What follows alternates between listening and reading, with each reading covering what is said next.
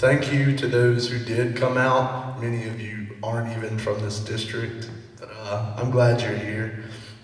And I'd like to thank Dr. Brewwood, who kind of backed me from the start. He really wanted us to do this.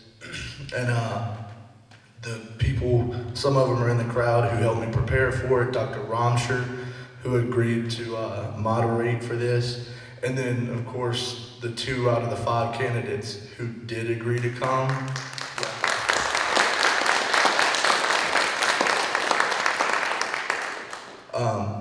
You know, I'm glad that at least some of them decided to come. I'm glad at least some of you decided to come.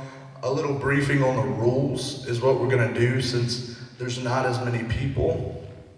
Each of these guys are gonna have a longer period of time to answer each question. Each one will have 1.5 minutes to answer the question. We're gonna do 5 questions in total. They're gonna respond to them. And then after that, we'll open up a question and answer with the crowd. So if you have questions, go ahead and start preparing those so we can kind of move through that relatively quickly. We will hopefully be done with this in 45 minutes to an hour. Thank you guys for coming. We hope you enjoy.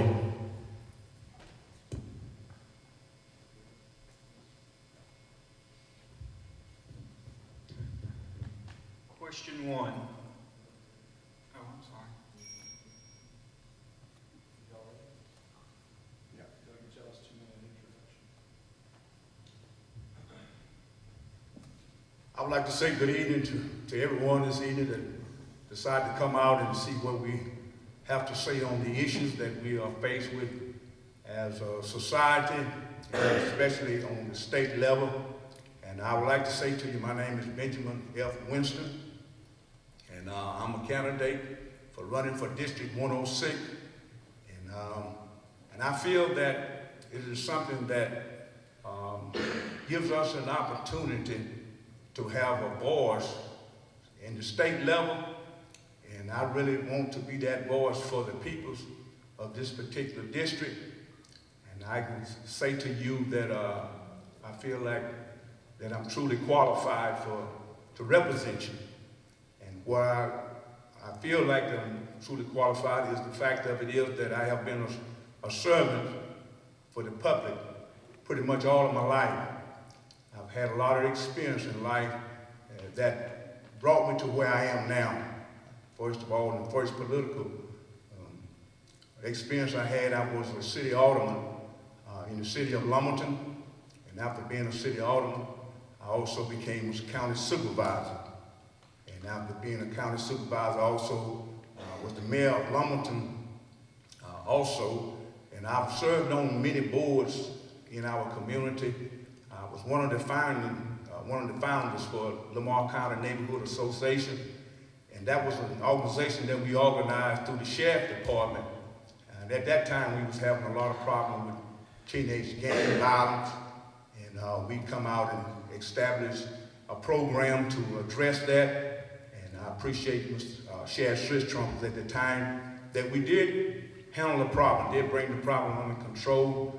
And also served on the hospital board in the city of Lumberton. And also served on the board of directors for Banco South.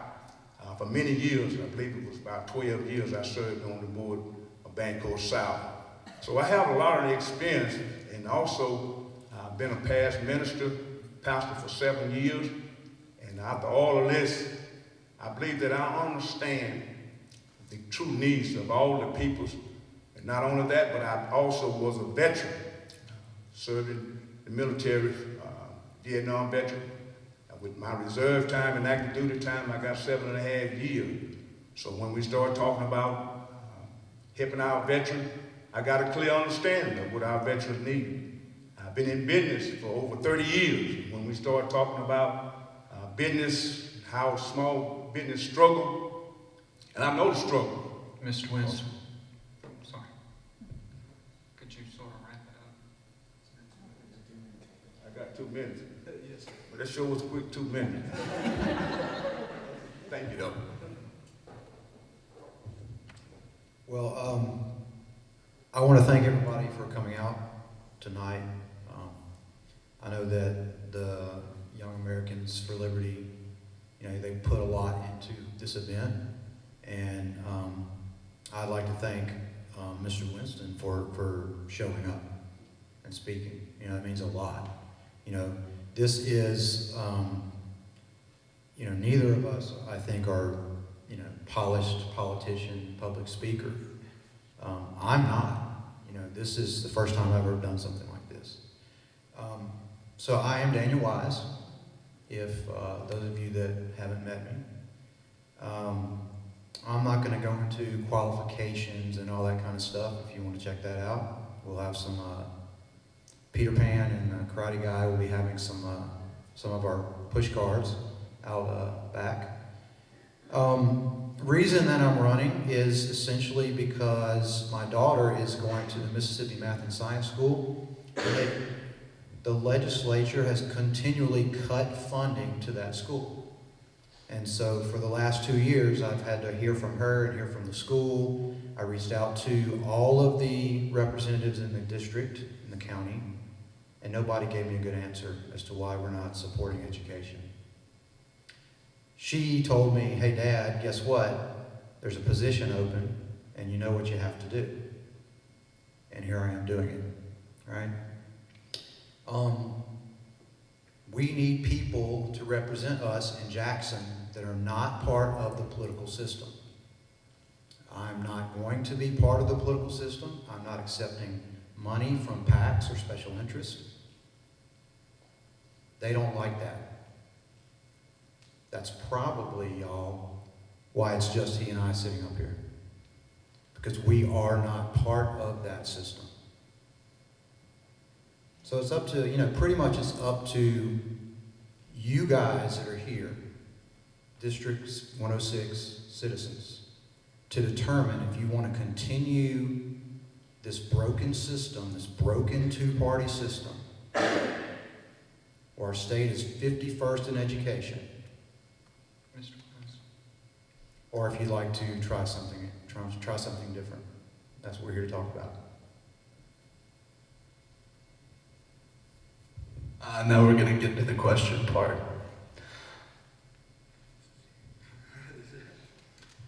First question, basically the topic's going to be on economic stimulation.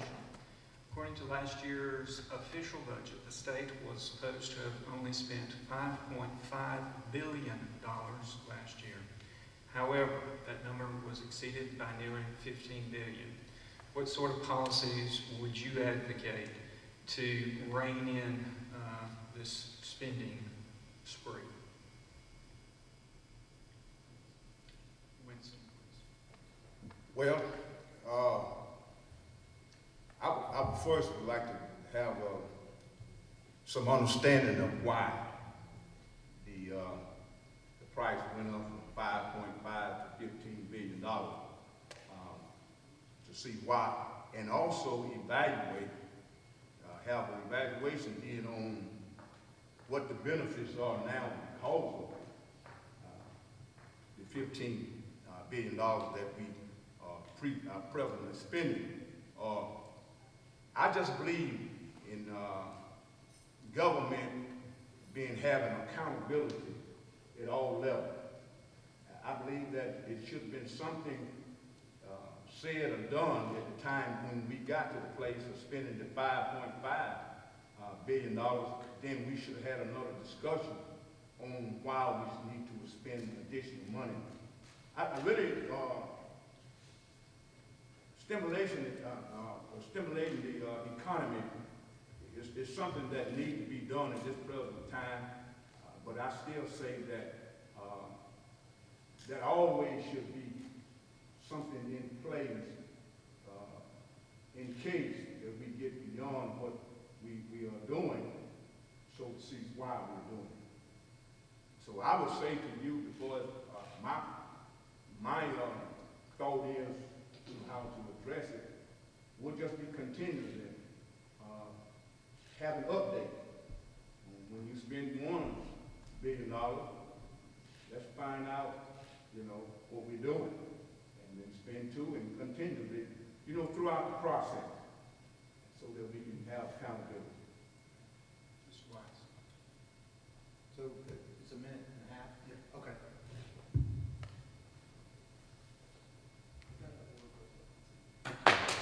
Throw it on the ground.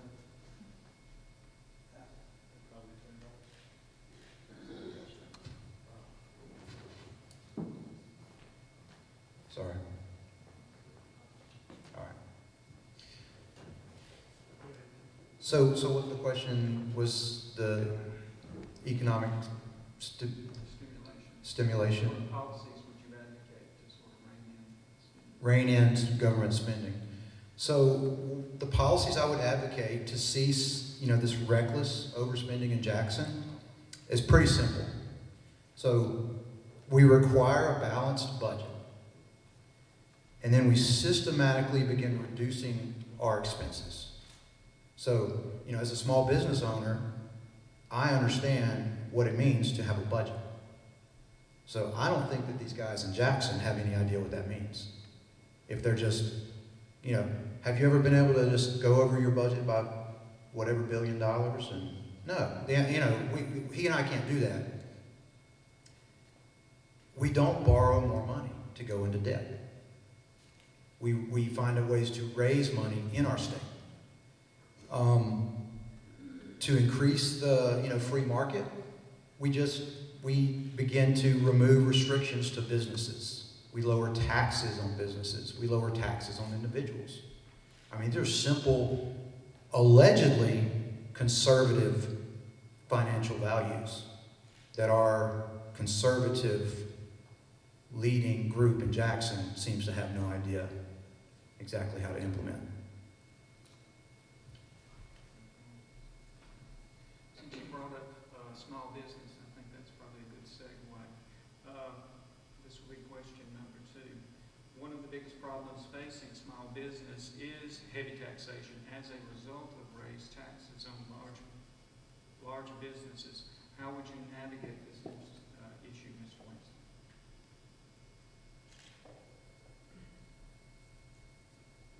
Small business is really the lifeblood of our economy.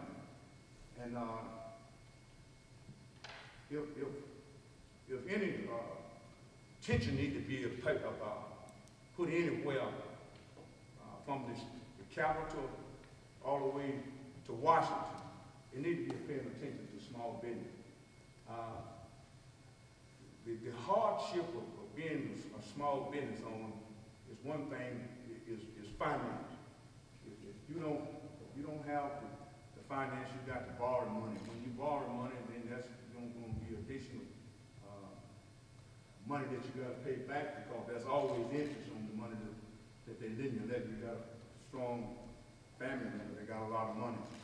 And I haven't had somebody of that nature. I had to struggle from the bottom. But right now, presently, I'm the owner of probably 5 different businesses, and they're doing okay. But you got to be careful with small businesses, because when you start talking about providing health care for your employees, man, that'll really drown you out. But the thing that I would do is to try to have a really study done to educate people that's in small business on some of the things they can do to help themselves out. And I believe I'll be a person that can do that, because I know just how small business operates. So this is just the section on business regulations? How would you navigate this issue? Now, I'm going to pretty much out myself as to what party I'm heavily influenced by with this answer. Follow me here. Don't let it freak you out. Taxation is theft. Plain and simple. Okay? If you want to encourage small business, if you want to encourage the economy in our state, in a free market, we must reduce taxes on businesses, and we must reduce taxes on individuals. It's that simple. Taxation kills the businesses. It kills entrepreneurs. It kills the free market. It's simple.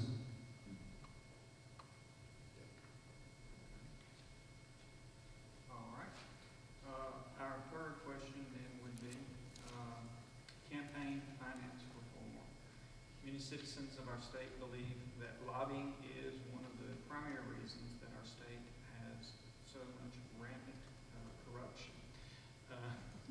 Do you think it is moral to accept lobbyist money in exchange for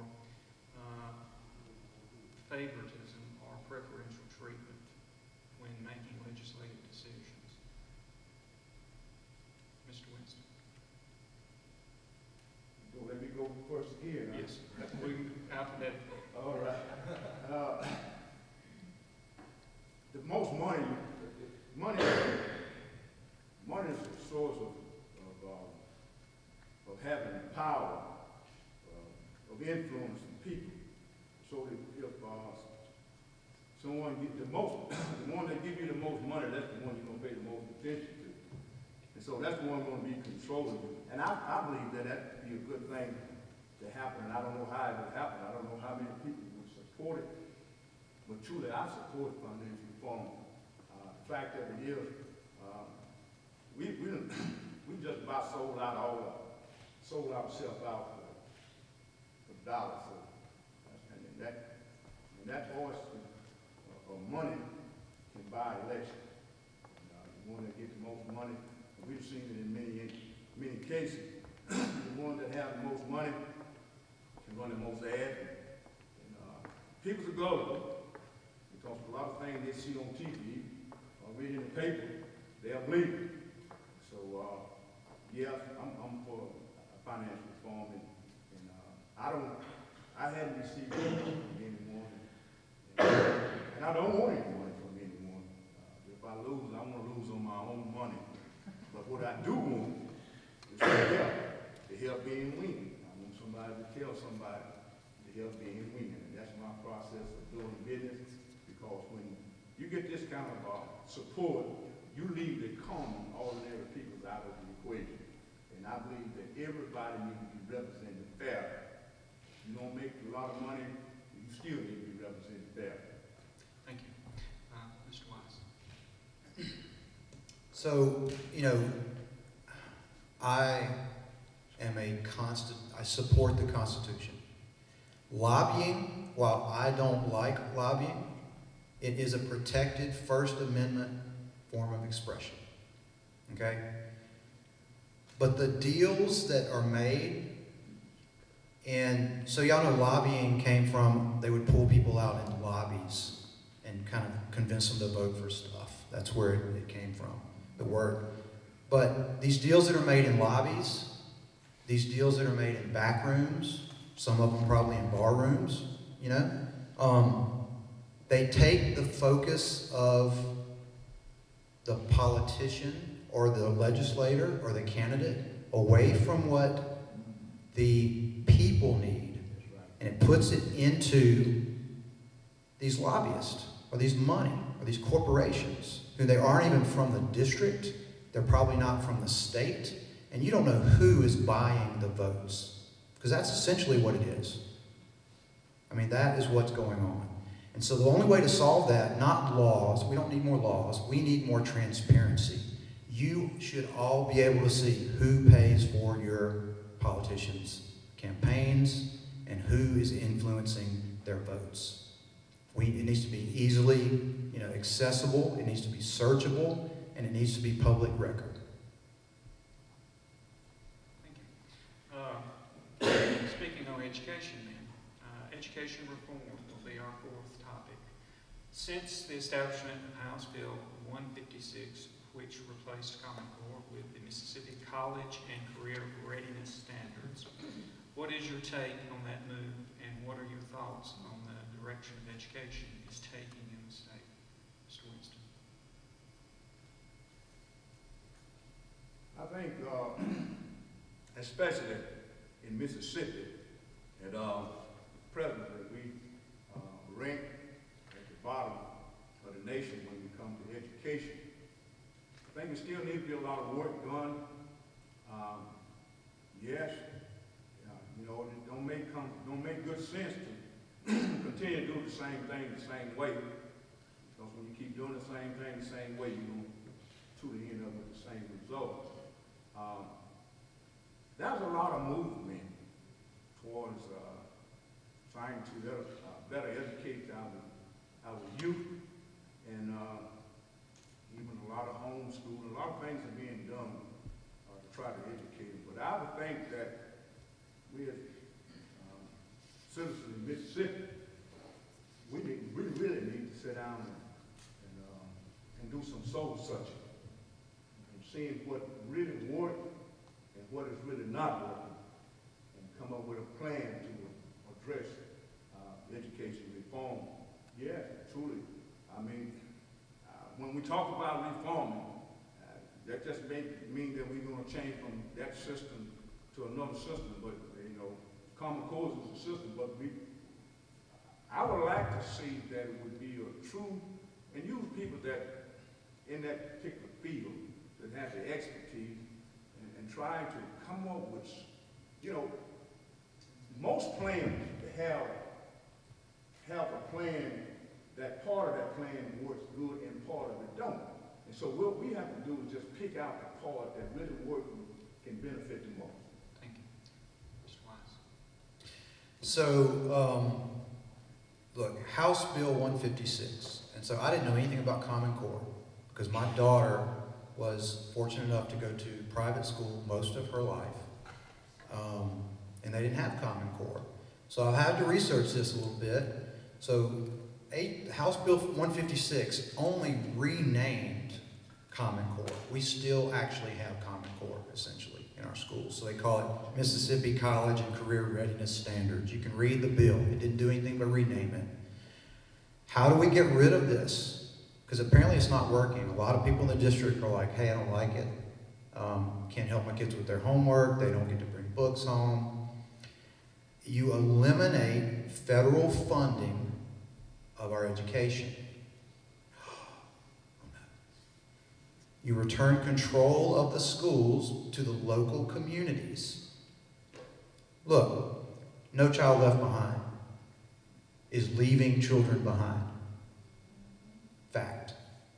You fail part of a test at the end of the year and you have to take the whole year over. Teachers can't do their jobs. Like, teachers are not allowed to teach. They're trying to figure out this changing federal standards. We need local standards. We can't have a one-size-fits-all curriculum. You know, kids in Poplarville are going to need different stuff than kids in Saltillo, Mississippi or something. More common sense, less Common Core. Okay. Last topic of discussion will be the drug war.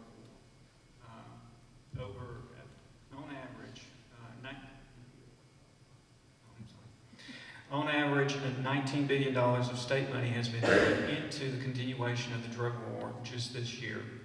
Is it fiscally or morally responsible to continue with that program?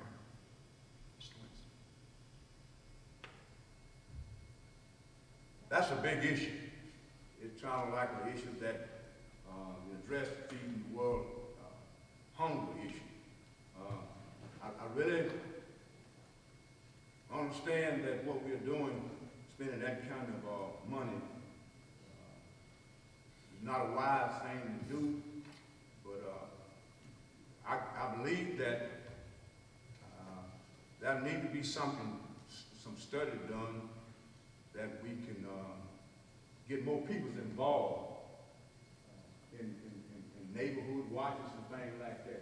I just believe that community involvement in any issues that we, or social issues that we have, can be addressed better through the community. If the community will step up, I believe, and use law enforcement only when it's necessary to apprehend these people and put them behind bars. And you know, the answer, I believe, to helping rid the drug situation is having opportunity for people to have jobs and go to work. do as a representative of 106 is that I can stand on the podium or on the floor, or wherever it is that are made available to stand, that we need to produce jobs. Give people options. You know, they're gonna sell drugs for the youth, to make their living if you don't give them a job to do. And I just want to share this with you. I had an experience today with two young men. You know, this society we're living in, it's a lot of people hurting. And they're hurting because the fact of it is because the leadership that we have in place are not really concerned about the needs of the people down at the lower level. I had two men, young men, black young men, were standing around a drum that they had put wood in it. And I was asking them, I said, fellas, I said, what are y'all thinking about? I said, you know, for as in this election, and they didn't want to know what election. They wasn't up on what was going on, anything. I said, well, look, the thing that y'all need to be doing, I said, you don't need to be standing here anymore. You need to be on the job, somewhere working. And I told them, explained what I was trying to do. I just think that we elect people in positions that represent people. Then they need to go out and get involved in the communities and find out what the needs are. Okay. And that's one thing that I think that drugs would be somewhat, well, this is handled like the world hunger issue, but the drugs would be lowered so that you won't have to spend this kind of money. If you take $19 million and invest it in the community, what outcome could get out of that investment instead of spending it on law enforcement and putting these people behind bars? Why about educating? A whole lot of things that we can do with $19 Thank you. million. Thank you, Mr. I know I'm over my time, but it's very compassionate to me. So I'm concerned about people's needs. I agree. And look, I have an economics degree, and I study numbers and facts. And I'm about to drop some facts right here about this drug war. Okay? It is fiscally irresponsible to continue the war on drugs. It's a failure. A failure.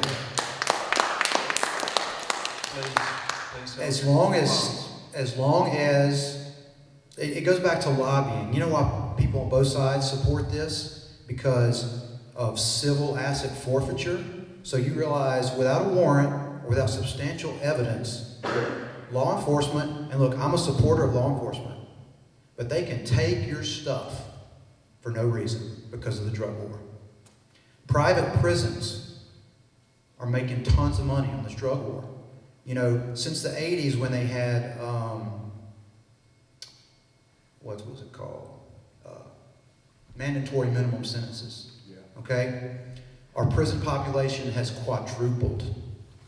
Okay? We have more people in prison in the United States of America per capita than any country in the world. That is just unbelievable. So you know what's hurt the cartels?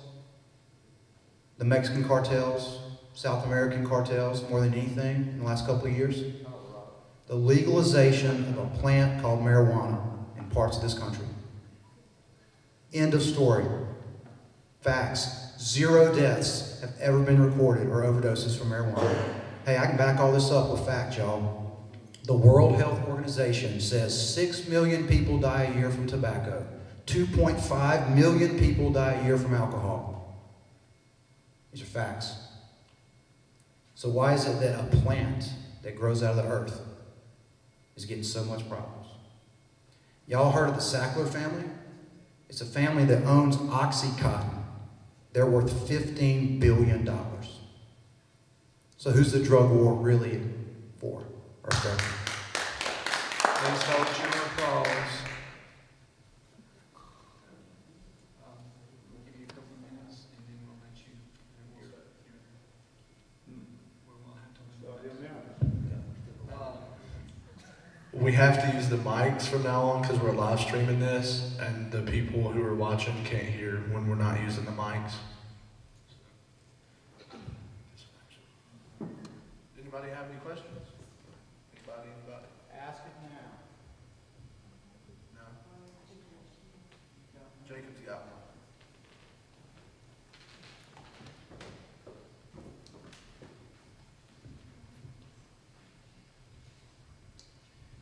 What's y'all's stance on the religious freedom bill recently passed by Phil Bryant?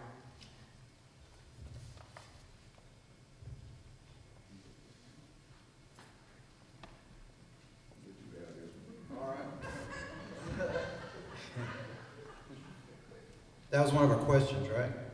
Yeah. What question was that? Which bill was it? 1523. Give me 1 second.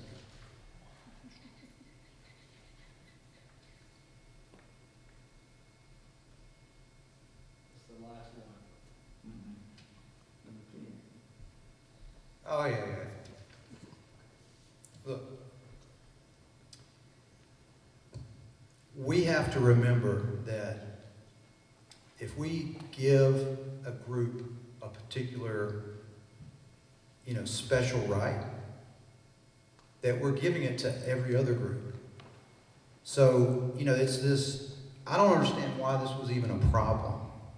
Because when has a business owner not been able to refuse service to somebody they didn't want to refuse service to? So, let's just, for example, say that I'm a Jewish banker and a neo-Nazi comes into my bank. I should have every right to refuse service to that person. We don't need a bill to say that. I mean, it's the most ridiculous. When that came out, it was the most ridiculous thing I'd ever heard of. Again, I think it's one of those ways that they just use an issue and they try to turn us against each other. Because you can't, if you force somebody to do business with someone else, that's not free market. And if you give people permission to not do business with someone because of whatever reason, it's causing these protected classes. And why do we have protected classes? We're all equal, we're all citizens. I'm pretty sure that bill got destroyed in court, and if it hasn't, I certainly hope it does, but they wasted our taxpayers' money on a bill that shouldn't even have been talked about. Personally, I want to know what businesses discriminate against any people. I want to know if you discriminate against homosexuals, if you discriminate against anyone. I want to know what those businesses are. And I'm just not going to do business with them. That's the way you hurt a business, is you don't trade with them. I think this bill was passed not to discriminate against anyone, but it was passed to protect the business owner. Because the fact of it is that he's correct, the business owner, any business owner, be able to refuse service. But that wasn't the problem. The problem was if you refused the service. Using mic. That you refused the service to someone that had a different view of your religious value, that person can take you to court. And we already seen that play out on the stage, that they can take you to court and sue you and put you out of business. And that's really just something to protect the business owner, which I think it was a good bill. And I really agree with the governor on him signing that into law. Any other questions? All right, I guess we'll wrap this up. Thank y'all for coming. Mike's not on. Yeah. Thank y'all for coming. I guess that concludes. Oh. Hey, dog, we get to have a closing statement, man.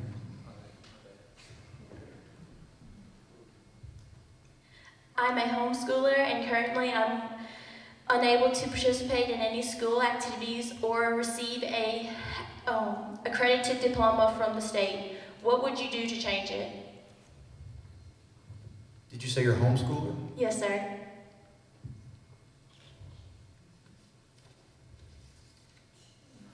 And you were saying that you don't receive any financial support from the state at all, and you wondering what would I do to help you receive some financial support? If that's your question. Accreditation. I hear what you're saying, and I know exactly what you're saying. Matter of fact, I got a daughter that's homeschooling her children. That's the same issue that we are faced with right now. I just believe that common sense is one of the key things to solving a lot of problems. And I think that we need to sit down with the Secretary of Education and sit down and discuss this and see what we can do to solve the problem. Because the fact of it is I know exactly what you're talking about. Accreditation is very important, because the fact of it is we have found out that homeschool students are doing better than those in the public schools. So it's not something that we ought to discourage anybody to better educate their children, but to encourage them to continue to educate their children. Yes, it'll be something that I will look into, and really would be something that I really want to address, especially concerning accreditation. And also, not only that, but see if there's anything that we can do to help with some financial assistance also. So, getting accredited as a homeschooler is not something that I've ever thought about. That sounds pretty important, because how are you going to go to college or whatever the case is?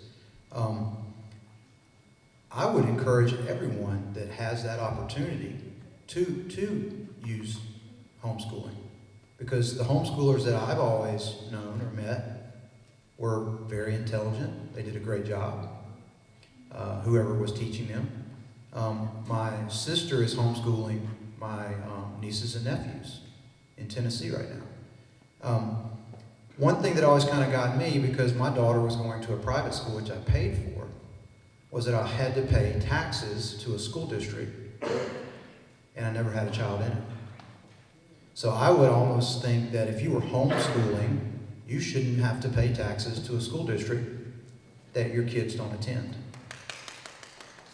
Now that might help out to pay for extracurricular activities, and I don't see why schools wouldn't let homeschoolers participate in extracurricular activities for a fee. I mean, aren't schools always trying to raise money? Don't people hit you up for band uniforms or whatever the thing, all the time? We spend, I'm pretty sure, almost half of our state budget on education. We're 51st in education. We're wasting money somewhere, I promise you. Thank you. Thank you for the question. All right, we got another one. My concern is mental health issues. Mississippi is really lacking in those who have mental health issues. What would you do as a state representative to help improve those? Would you do that question again? Mental health issues. Okay.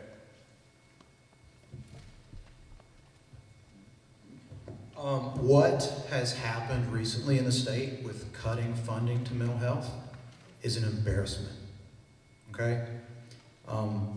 Like I said, we've got all this money to file these really ridiculous bills about who we can and can't discriminate against, and we're cutting funding for the citizens. It's almost like if you're on the fringe of society in any way, our current leadership just wants to sweep you under the rug. Right? You know how we handle a lot of mental health issues in the state right now? You go to prison or jail. Okay? Do you think you get good mental health care in prison or jail? They're not, it's not designed for that. I don't have the answer to that, but I do know that that is a just terrible problem right now. That they're cutting funding to something that, and I've got friends that work in that, that field.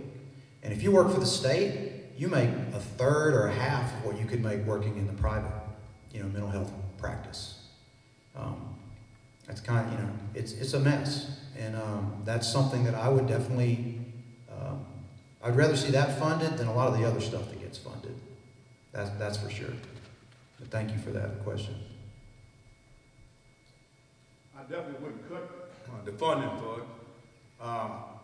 But I had an incident that happened. I had some people come to me last month that was dealing with a mental health issue. with a person that wasn't a family member. There's a lot of restriction that is in the way also. Not only just the money part of it, but there's a restriction in people with mental health issues getting the service that they need to have. And I've been a supervisor, and I knew that on the county level who I need to call and talk to. So I called the Chancellor Clerk office with Wayne Smith, and I tried to find out what we need to do to get this person some help. Because the lady, she was in pretty bad shape, and they brought it to my attention. But she didn't have an immediate family member that they knew about. And so she was just kind of homeless, and these people just providing a place to stay. And they told me, they said they couldn't do anything until somebody that was an immediate family member first come to them and fill out the paperwork. But in the meantime of filling out the paperwork, you know, a mental health issue, a person with a mental health issue, not on medication, that situation can escalate. And sometimes that's what a lot of these problems that we have with people that got mental health issues is getting out of control and doing crazy things and hurting other people is a lot of times because of just all the red tape that's in the way. If somebody got a mental health issue and they're threatening themselves or threatening somebody, then we need to jump out there and do something about it right then and not wait till later on and fill out a whole bunch of paperwork to, you know, get them off the streets or do something to help them. You know, I wouldn't cut the funding. We need to probably add some more fund to it. But I believe in accountability. I don't believe in just throwing money at the problem. I believe in seeing what we're not, the money that we invest in, that we're going to get the outcome out of it or the results out of what we invest. And that's a good question. This is going to be our last question right here, and then you'll have your 2-minute closings. Good evening, gentlemen. I have a pretty straightforward question. If you are elected, what issue would you pursue as a top priority?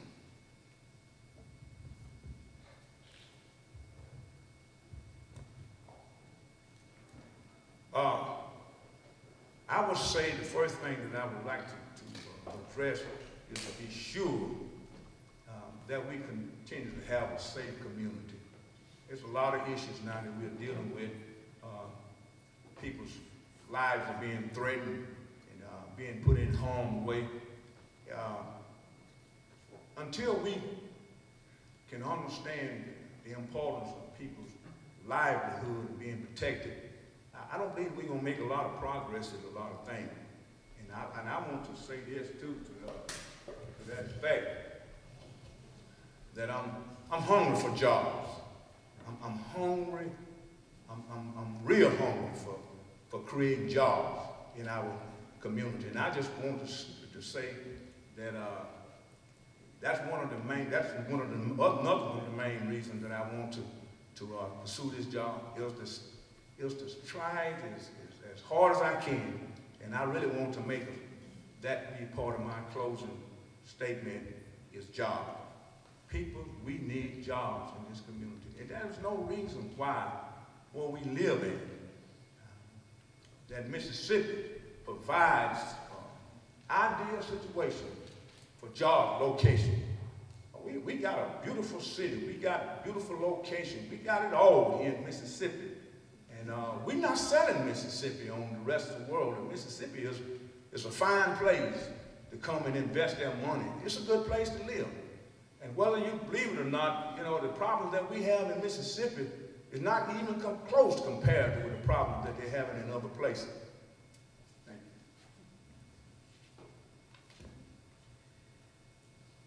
you. As I mentioned, the reason I got into this race is because the current politicians in Jackson are politicizing education. So you all may remember we had that fully funding Initiative 42 that the people of Mississippi collected signatures, put on the ballot. It was going to change the Constitution, and the legislature came up with some kind of like confusing 42A and got everybody confused and started calling, and there were these illegal robocalls coming in telling everybody that if you pass that, you were going to get Zika or whatever the calls were. Okay? So there was a reason that they wanted to shut that down. And the reason is they want to have control of the money. Well, they've had control of the money. We're 51st in education. They are failing. My daughter is in school in this state. I went to school in this state. Mr. Winston went to school in this state. Your children, your grandchildren, your great-grandchildren, if we don't do something right now, it's not going to change.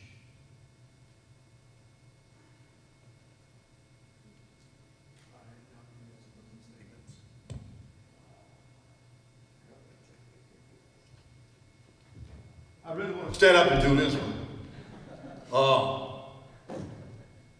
I appreciate everyone that come here tonight and hear what we have to say on the issues that we, questions been asked, and see whether or not, we're qualified to represent you at the state level. And I really hope that that something's been said that I said that you would appreciate and see whether or not I'm fully qualified to represent you at the state level. I am a product of Pearl River Community College. And I want to show you something. I went to school down here started school down here in 1973. And believe it or not, these are the same shoes that I wore to school down here in 1973. When we start talking about conservative, here I hear people, conservative. If that ain't conservative, I don't know what that is. I don't believe in wasting money. I don't know whether you picked it up out of my statement, but what I was saying is that I just believe accountability goes along with spending people's money.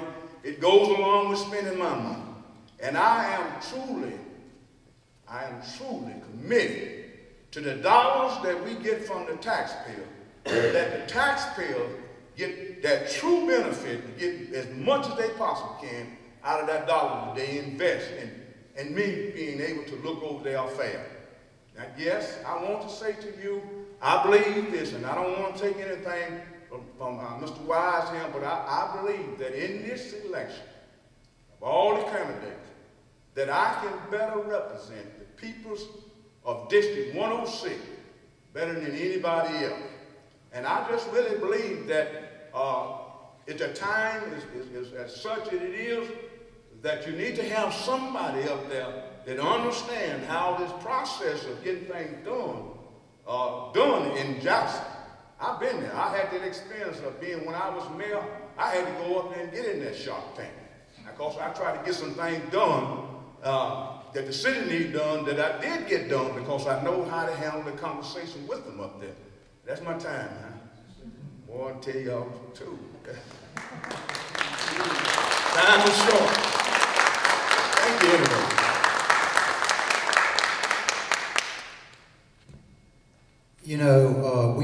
We prepared. This is what's interesting about this. They gave us plenty of time, all the candidates, okay? And originally we got 50 questions that we were going to have to prepare for. Well, some people complained about that. That's too much. How am I going to speak on 50 things? Then they actually narrowed it down and gave us 2 questions apiece.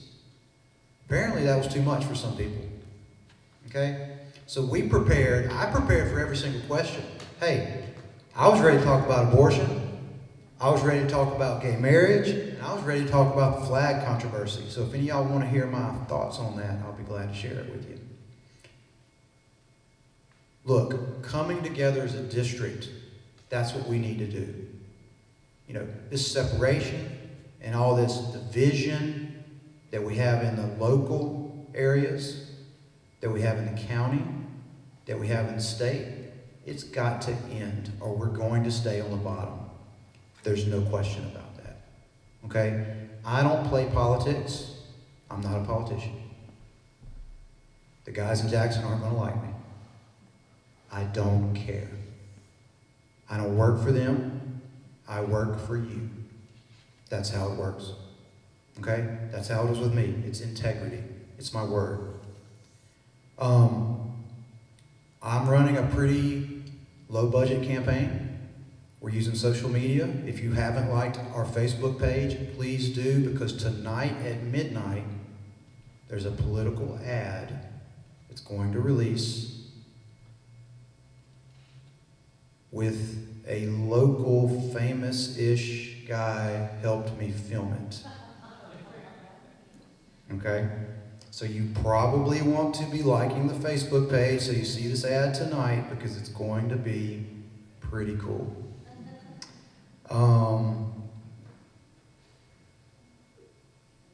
Yeah.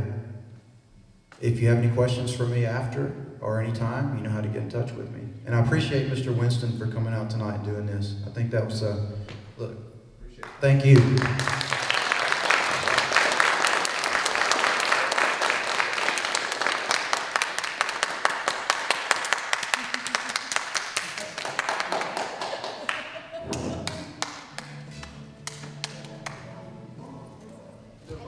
Thank you all for coming. That's all we got. None of us have ever done this before. This is only, I'm like 19. He's never moderated. They've never done a debate. So we're all flying blind here. And we thank y'all for sticking with us. Thank y'all for coming out in general. And we will have them here to talk to you afterwards, and we hope to take advantage